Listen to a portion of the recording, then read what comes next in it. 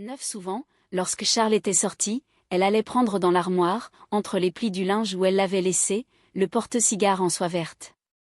Elle le regardait, l'ouvrait, et même elle flairait l'odeur de sa doublure, mêlée de verveine et de tabac. À qui appartenait-il? Au vicomte. C'était peut-être un cadeau de sa maîtresse. On avait brodé cela sur quelques métiers de palissandre, meubles mignons que l'on cachait à tous les yeux, qui avaient occupé bien des heures et où s'étaient penchées les boucles molles de la travailleuse pensive. Un souffle d'amour avait passé parmi les mailles du canevas, chaque coup d'aiguille avait fixé là une espérance ou un souvenir, et tous ces fils de soie entrelacés n'étaient que la continuité de la même passion silencieuse. Et puis le vicomte, un matin, l'avait emporté avec lui. De quoi avait-on parlé, lorsqu'il restait sur les cheminées à large chambranle, entre les vases de fleurs et les pendules Pompadour? Elle était à Tostes. Lui, il était à Paris, maintenant, là-bas. Comment était ce Paris? Quel nom démesuré! Elle se le répétait à demi-voix, pour se faire plaisir, il sonnait à ses oreilles comme un bourdon de cathédrale, il flamboyait à ses yeux jusque sur l'étiquette de ses pots de pommade. La nuit, quand les mareyeurs, dans leurs charrettes, passaient sous ses fenêtres en chantant la Marjolaine, elle s'éveillait, et écoutant le bruit des roues ferrées, qui, à la sortie du pays, s'amortissaient vite sur la terre, ils y seront demain. Se disait-elle. Et elle les suivait dans sa pensée, montant et descendant les côtes, traversant les villages, filant sur la grande route à la clarté des étoiles. Au bout d'une distance indéterminée, il se trouvait toujours une place confuse où expirait son rêve. Elle s'acheta un plan de Paris, et, du bout de son doigt, sur la carte, elle faisait des courses dans la capitale. Elle remontait les boulevards, s'arrêtant à chaque angle, entre les lignes des rues, devant les carrés blancs qui figurent les maisons. Les yeux fatigués à la fin, elle fermait ses paupières, et elle voyait dans les ténèbres se tordre au vent des becs de gaz, avec des marchepieds de calèches, qui se déployaient à grand fracas devant le péristyle des théâtres. Elle s'abonna à la Corbeille, journal des femmes, et au Sylphe des salons. Elle dévorait, sans en rien passer, tous les comptes rendus de premières représentations, de courses et de soirées, s'intéressait au début d'une chanteuse, à l'ouverture d'un magasin. Elle savait les modes nouvelles, l'adresse des bons tailleurs, les jours de bois ou d'opéra. Elle étudia, dans Eugène Sue, des descriptions d'ameublement, elle lut Balzac et George Sand, y cherchant des assouvissements imaginaires pour ses convoitises personnelles. À table même, elle apportait son livre, et elle tournait les feuillets, pendant que Charles mangeait en lui parlant. Le souvenir du vicomte revenait toujours dans ses lectures. Entre lui et les personnages inventés, elle établissait des rapprochements. Mais le cercle dont il était le centre peu à peu s'élargit autour de lui, et cette auréole qu'il avait, s'écartant de sa figure, s'étala plus au loin, pour illuminer d'autres rêves. Paris, plus vague que l'océan, miroitait donc aux yeux d'Emma dans une atmosphère vermeille. La vie nombreuse qui s'agitait en ce tumulte y était cependant divisée par parties, classée en tableaux distincts. Emma n'en apercevait que 2 ou 3 qui lui cachaient tous les autres, et représentaient à eux seuls l'humanité complète.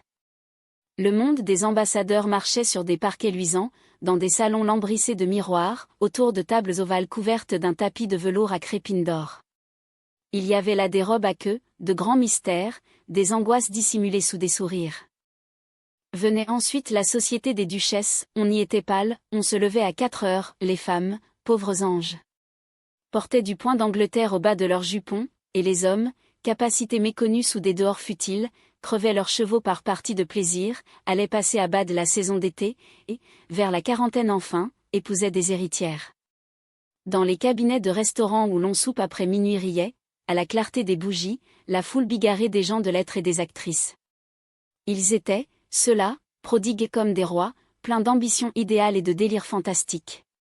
C'était une existence au-dessus des autres, entre ciel et terre, dans les orages, quelque chose de sublime.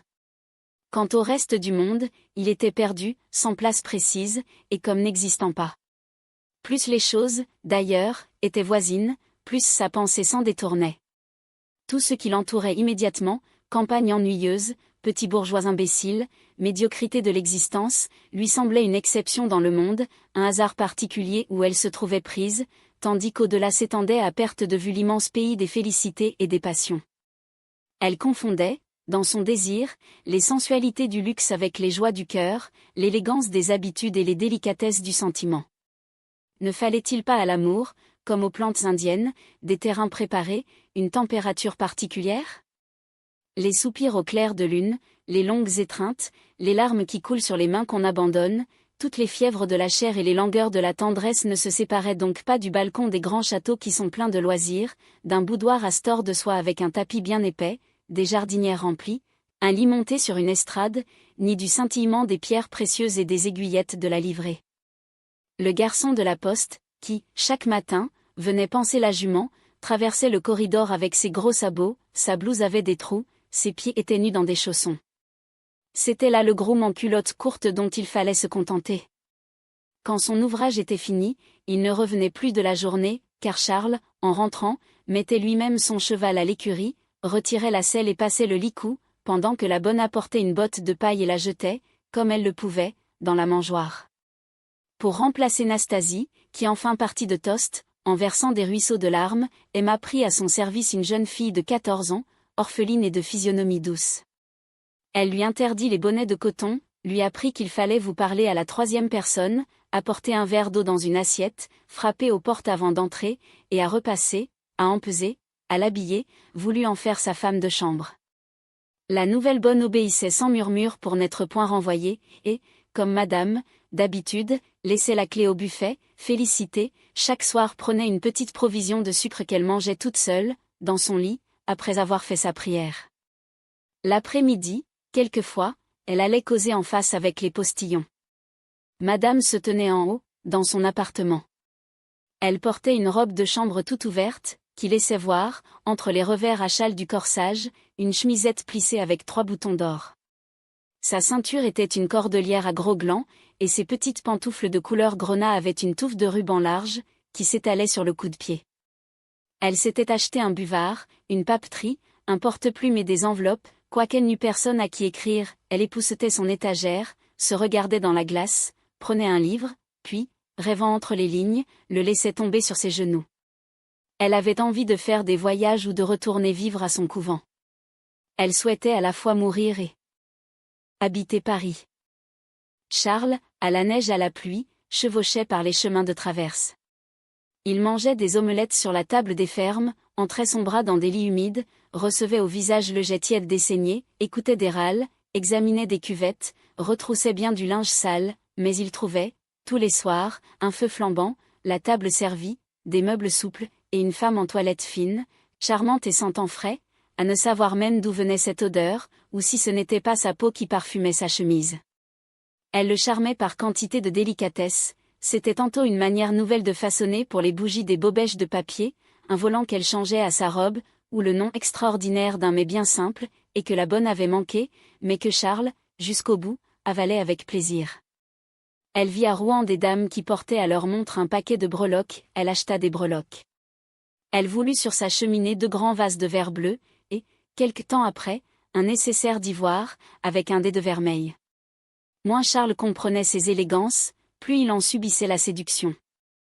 Elle ajoutait quelque chose au plaisir de ses sens et à la douceur de son foyer. C'était comme une poussière d'or qui sablait tout du long le petit sentier de sa vie.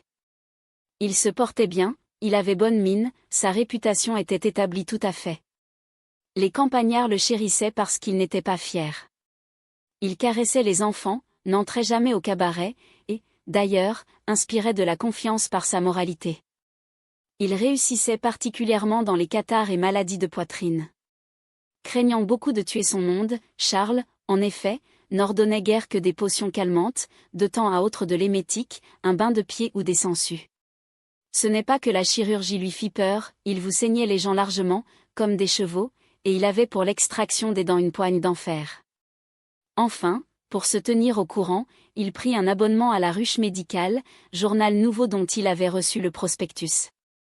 Il en lisait un peu après son dîner, mais la chaleur de l'appartement, jointe à la digestion, faisait qu'au bout de 5 minutes il s'endormait, et il restait là, le menton sur ses 2 mains, et les cheveux étalés comme une crinière jusqu'au pied de la lampe. Emma le regardait en haussant les épaules. Que n'avait-elle, au moins, pour mari un de ces hommes d'ardeur taciturne qui travaillent la nuit dans les livres, et portent enfin, à 60 ans, quand vient l'âge des rhumatismes, une brochette de croix, sur leur habit noir, mal fait. Elle aurait voulu que ce nom de Bovary, qui était le sien, fut illustre, le voir étalé chez les libraires, répété dans les journaux, connu par toute la France. Mais Charles n'avait point d'ambition. Un médecin d'Yvetot, avec qui dernièrement il s'était trouvé en consultation, l'avait humilié quelque peu, au lit même du malade, devant les parents assemblés. Quand Charles lui raconta, le soir, cette anecdote, Emma s'emporta bien au contre le confrère. Charles en fut attendri. Il la baisa au front avec une larme. Mais elle était exaspérée de honte, elle avait envie de le battre, elle alla dans le corridor ouvrir la fenêtre et huma l'air frais pour se calmer. « Quel pauvre homme ! Quel pauvre homme !» disait-elle tout bas, en se mordant les lèvres. Elle se sentait, d'ailleurs, plus irritée de lui. Il prenait, avec l'âge, des allures épaisses, il coupait, au dessert, le bouchon des bouteilles vides, il se passait, après manger, la langue sur les dents, il faisait, en avalant sa soupe, un gloussement à chaque gorgée, et, comme il commençait d'engraisser, ses yeux, déjà petits, semblaient remonter vers les tempes par la bouffissure de ses pommettes. Emma, quelquefois, lui rentrait dans son gilet la bordure rouge de ses tricots, rajustait sa cravate, ou jetait à l'écart les gants d'étain qu'il se disposait à passer, et ce n'était pas, comme il croyait, pour lui, c'était pour elle-même, par expansion d'égoïsme, agacement nerveux. Quelquefois aussi, elle lui parlait des choses qu'elles avaient lues, comme d'un passage de roman, d'une pièce nouvelle, ou de l'anecdote du grand monde que l'on racontait dans le feuilleton, car, enfin, Charles était quelqu'un, une oreille toujours ouverte, une approbation toujours prête. Elle faisait bien des confidences à sa levrette. Elle en eût fait aux bûches de la cheminée et au balancier de la pendule. Au fond de son âme, cependant, elle attendait un événement. Comme les matelots en détresse, elle promenait sur la solitude de sa vie des yeux désespérés, cherchant au loin quelques voiles blanches dans les brumes de l'horizon. Elle ne savait pas quel serait ce hasard, le vent qui le pousserait jusqu'à elle, vers quel rivage il l'amènerait, s'il était chaloupe ou vaisseau à 3 ponts, chargé d'angoisse ou plein de félicité jusqu'au sabord. Mais, chaque matin, à son réveil, elle l'espérait pour la journée, et elle écoutait tous les bruits, se levait en sursaut, s'étonnait qu'il ne vînt pas, puis, au coucher du soleil, toujours plus triste, désirait être au lendemain. Le printemps reparut. Elle eut des étouffements aux premières chaleurs, quand les poiriers fleurirent. Dès le commencement de juillet, elle compta sur ses doigts combien de semaines lui restaient pour arriver au mois d'octobre, pensant que le marquis d'Andervilliers, peut-être, donnerait encore un bal à la Vaubyessard. Mais tout septembre s'écoula sans lettre ni visite. Après l'ennui de cette déception, son cœur de nouveau resta vide, et alors la série des mêmes journées recommença. Elles allaient donc maintenant se suivre ainsi à la file, toujours pareilles, innombrables, et n'apportant rien. Les autres existences, si plates qu'elles fussent, avaient du moins la chance d'un événement. Une aventure amenait parfois des péripéties à l'infini, et le décor changeait. Mais, pour elle, rien n'arrivait, Dieu l'avait voulu. L'avenir était un corridor tout noir, et qui avait au fond sa porte bien fermée. Elle abandonna la musique. Pourquoi jouer? Qui l'entendrait? Puisqu'elle ne pourrait jamais, en robe de velours à manches courtes, sur un piano des rares, dans un concert, battant de ses doigts légers les touches d'ivoire, sentir, comme une brise, circuler autour d'elle un murmure d'extase, ce n'était pas la peine de s'ennuyer à étudier. Elle laissa dans l'armoire ses cartons à dessin et la tapisserie. À quoi bon? À quoi bon? La couture l'irritait. J'ai tout lu, se disait-elle. Et elle restait à faire rougir les pincettes, ou regardant la pluie tomber. Comme elle était triste le dimanche, quand on sonnait les vêpres. Elle écoutait, dans un hébétement attentif, tinter un à un les coups fêlés de la cloche. Quelques chats sur les toits, marchant lentement, bombaient son dos aux rayons pâles du soleil. Le vent, sur la grande route, soufflait des traînées de poussière. Au loin, parfois, un chien hurlait, et la cloche, à temps égaux, continuait sa sonnerie monotone qui se perdait dans la campagne. Cependant on sortait de l'église. Les femmes en sabots cirés, les paysans en blouse neuve, les petits-enfants qui sautillaient nu-tête devant eux, tout rentrait chez soi. Et, jusqu'à la nuit, 5 ou 6 hommes, toujours les mêmes, restaient à jouer au bouchon, devant la grande porte de l'auberge. L'hiver fut froid. Les carreaux, chaque matin, étaient chargés de givre, et la lumière, blanchâtre à travers eux, comme par des verres dépolis, quelquefois ne variait pas de la journée. Dès 4 heures du soir, il fallait allumer la lampe. Les jours qu'il faisait beau, elle descendait dans le jardin. La rosée avait laissé sur les choux des guipures d'argent avec de longs fils clairs qui s'étendaient de l'un à l'autre. On n'entendait pas d'oiseaux, tout semblait dormir, l'espalier couvert de paille et la vigne comme un grand serpent malade sous le chaperon du mur, où l'on voyait, en s'approchant, se traîner des cloportes à pattes nombreuses. Dans les sapinettes, près de la haie, le curé en tricorne qui lisait son bréviaire avait perdu le pied droit et même le plâtre, s'écaillant à la gelée, avait fait des gales blanches sur sa figure. Puis elle remontait, fermait la porte, étalait les charbons, et, défaillant à la chaleur du foyer, sentait l'ennui plus lourd qui retombait sur elle. Elle serait bien descendue causer avec la bonne, mais une pudeur la retenait. Tous les jours, à la même heure, le maître d'école, en bonnet de soie noire, ouvrait les auvents de sa maison, et le garde champêtre passait, portant son sabre sur sa blouse. Soir et matin, les chevaux de la poste, 3 par 3, traversaient la rue pour aller boire à la mare. De temps à autre, la porte d'un cabaret faisait tinter sa sonnette, et, quand il y avait du vent, l'on entendait grincer sur leurs 2 tringles les petites cuvettes en cuivre du perruquier, qui servaient d'enseigne à sa boutique. Elle avait pour décoration une vieille gravure de mode collée contre un carreau et un buste de femme en cire, dont les cheveux étaient jaunes. Lui aussi, le perruquier, il se lamentait de sa vocation arrêtée, de son avenir perdu, et, rêvant quelques boutiques dans une grande ville, comme à Rouen par exemple, sur le port, près du théâtre, il restait toute la journée à se promener en long, depuis la mairie jusqu'à l'église, sombre, et attendant la clientèle. Lorsque Madame Bovary levait les yeux, elle le voyait toujours là, comme une sentinelle en faction, avec son bonnet grec sur l'oreille et sa veste de lasting. Dans l'après-midi, quelquefois, une tête d'homme apparaissait derrière les vitres de la salle, tête hâlée, à favoris noirs, et qui souriait lentement d'un large sourire doux à dents blanches. Une valse aussitôt commençait, et, sur l'orgue, dans un petit salon, des danseurs hauts comme le doigt, femmes en turban rose, tyroliens en jaquette, singes en habits noirs, messieurs en culottes courtes, tournaient entre les fauteuils, les canapés, les consoles, se répétant dans les morceaux de miroir que raccordaient à leurs angles un filet de papier doré. L'homme faisait aller sa manivelle, regardant à droite, à gauche et vers les fenêtres. De temps à autre, tout en lançant contre la borne un long jet de salive brune, il soulevait du genou son instrument, dont la bretelle dure lui fatiguait l'épaule, et, tantôt dolente et traînarde, ou joyeuse et précipitée, la musique de la boîte s'échappait en bourdonnant à travers un rideau de taffetas rose, sous une grille de cuivre en arabesque. C'étaient des airs que l'on jouait ailleurs sur les théâtres, que l'on chantait dans les salons, que l'on dansait le soir sous des lustres éclairés, écho du monde qui arrivait jusqu'à Emma. Des sarabandes à n'en plus finir se déroulaient dans sa tête, et, comme une bayadère sur les fleurs d'un tapis, sa pensée bondissait avec les notes, se balançait de rêve en rêve, de tristesse en tristesse. Quand l'homme avait reçu l'aumône dans sa casquette, il rabattait une vieille couverture de laine bleue, passait son orgue sur son dos et s'éloignait d'un pas lourd. Elle le regardait partir. Mais c'était surtout aux heures des repas qu'elle n'en pouvait plus, dans cette petite salle au rez-de-chaussée, avec le poêle qui fumait, la porte qui criait, les murs qui suintaient, les pavés humides, toute l'amertume de l'existence, lui semblait servie sur son assiette, et, à la fumée du bouilli, il montait du fond de son âme comme d'autres bouffées d'affadissement. Charles était long à manger, elle grignotait quelques noisettes, ou bien, appuyée du coude, s'amusait, avec la pointe de son couteau, à faire des raies sur la toile cirée. Elle laissait maintenant tout aller dans son ménage, et Madame Bovary mère, lorsqu'elle vint passer à Tostes une partie du carême, s'étonna fort de ce changement. Elle, en effet, si soigneuse autrefois et délicate, elle restait à présent des journées entières sans s'habiller, portait des bas de coton gris, s'éclairait à la chandelle. Elle répétait qu'il fallait économiser, puisqu'il n'était pas riche, ajoutant qu'elle était très contente, très heureuse, que Tostes lui plaisait beaucoup, et autres discours nouveaux qui fermaient la bouche à la belle-mère.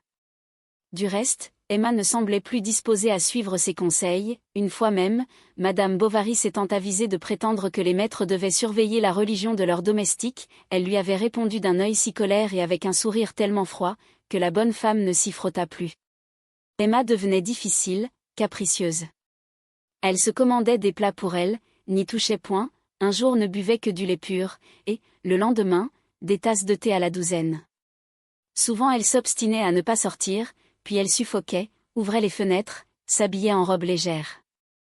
Lorsqu'elle avait bien rudoyé sa servante, elle lui faisait des cadeaux ou l'envoyait se promener chez les voisines, de même qu'elle jetait parfois aux pauvres toutes les pièces blanches de sa bourse, quoiqu'elle ne fût guère tendre cependant, ni facilement accessible à l'émotion d'autrui, comme la plupart des gens issus de campagnards, qui gardent toujours à l'âme quelque chose de la callosité des mains paternelles. Vers la fin de février, le père Rouault, en souvenir de sa guérison, apporta lui-même à son gendre une dinde superbe, et il resta 3 jours à Tostes. Charles étant assez malade, Emma lui tint compagnie. Il fuma dans la chambre, cracha sur les chenets, causa culture, veaux, vaches, volailles et conseil municipal, si bien qu'elle referma la porte, quand il fut parti, avec un sentiment de satisfaction qui la surprit elle-même. D'ailleurs, elle ne cachait plus son mépris pour rien, ni pour personne, et elle se mettait quelquefois à exprimer des opinions singulières, blâmant ce que l'on approuvait, et approuvant des choses perverses ou immorales, ce qui faisait ouvrir de grands yeux à son mari. Est-ce que cette misère durerait toujours? Est-ce qu'elle n'en sortirait pas? Elle valait bien cependant toutes celles qui vivaient heureuses. Elle avait vu des duchesses à la Vaubyessard qui avaient la taille plus lourde et les façons plus communes, et elle exécrait l'injustice de Dieu, elle s'appuyait la tête au mur pour pleurer, elle enviait les existences tumultueuses, les nuits masquées, les insolents plaisirs avec tous les éperdument qu'elle ne connaissait pas et qu'il devait donner. Elle pâlissait et avait des battements de cœur. Charles lui administra de la valériane et des bains de camphre. Tout ce que l'on essayait semblait l'irriter davantage. En de certains jours, elle bavardait avec une abondance fébrile, à ses exaltations succédaient tout à coup des torpeurs où elle restait sans parler, sans bouger. Ce qui la ranimait alors, c'était de se répandre sur les bras un flacon d'eau de Cologne. Comme elle se plaignait de Tostes continuellement, Charles imagina que la cause de sa maladie était sans doute dans quelque influence locale, et, s'arrêtant à cette idée, il songea sérieusement à aller s'établir ailleurs. Dès lors, elle but du vinaigre pour se faire maigrir, contracta une petite toux sèche et perdit complètement l'appétit. Il en coûtait à Charles d'abandonner Tostes après 4 ans de séjour et au moment où il commençait à s'y poser. S'il le fallait, cependant. Il la conduisit à Rouen voir son ancien maître. C'était une maladie nerveuse, on devait la changer d'air. Après s'être tourné de côté et d'autre, Charles apprit qu'il y avait dans l'arrondissement de Neuchâtel, un fort bourg nommé Yonville-l'Abbaye, dont le médecin, qui était un réfugié polonais, venait de décamper la semaine précédente. Alors il écrivit au pharmacien de l'endroit pour savoir quel était le chiffre de la population, la distance où se trouvait le confrère le plus voisin, combien par année gagnait son prédécesseur, etc., et, les réponses ayant été satisfaisantes, il se résolut à déménager vers le printemps, si la santé d'Emma ne s'améliorait pas. Un jour qu'en prévision de son départ elle faisait des rangements dans un tiroir, elle se piqua les doigts à quelque chose. C'était un fil de fer de son bouquet de mariage. Les boutons d'oranger étaient jaunes de poussière, et les rubans de satin, à liséré d'argent, s'effiloquaient par le bord. Elle le jeta dans le feu. Il s'enflamma plus vite qu'une paille sèche. Puis ce fut comme un buisson rouge sur les cendres, et qui se rongeait lentement. Elle le regarda brûler. Les petites baies de carton éclataient, les fils d'archal se tordaient, le galon se fondait, et les corolles de papier, racornies, se balançant le long de la plaque comme des papillons noirs, enfin s'envolèrent par la cheminée. Quand on partit de Tostes, au mois de mars, Madame Bovary était enceinte.